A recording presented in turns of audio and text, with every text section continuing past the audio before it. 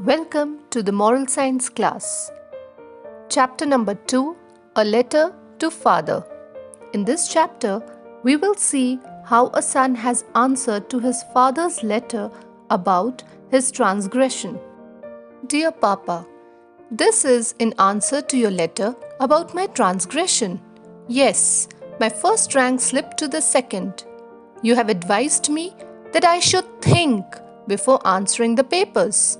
Yes, the operating word think did make me reflect, and these are the results of those reflections. Father, you are highly educated and provide very well for the family.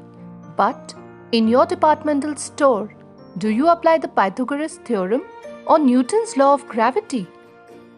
Papa, my grandfather speaks of a carefree and beautiful childhood of days spent in plucking mangoes and guavas from your family orchards, of the picnics on the banks of the river where men cooked mouth-watering food, of playing marbles and cricket in the streets with a wooden stick. This gives me an impression that studies were merely ancillary subjects and living and experiencing the major subjects. Father, is he joking? Or is it possible that the world has turned topsy-turvy in just 70 years?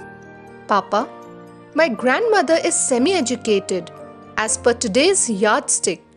Yet, she is at peace with her eating utensils and eating style, her flowers and plants in our backyard. On the contrary, my mother is often tensed and nervous, though in today's language, she is highly educated and professionally qualified. Oh, Papa, last week my rose plant almost died.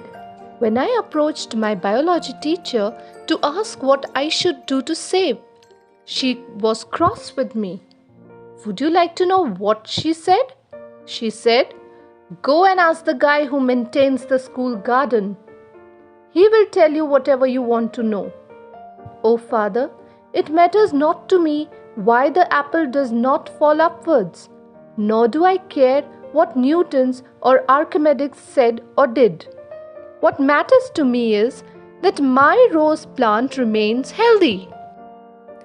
Anyways, Papa, do you know where I lost the quarter mark that brought about my fall in the class rank? It was a question on the fill in the blanks.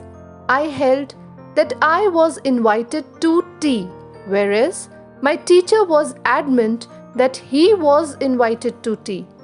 So, it is just a matter of interpretation, Papa. My first rank is therefore always at stake, you see. Still, my dearest Papa, I shall keep your advice in mind and try not to lose any quarter mark in future. As always, your ever obedient son, Rahul. So, what do we learn from the story, students? That the great end of life is not knowledge but action. It is better to be wise than to be more knowledgeable. Remember, the price of wisdom is above rubies.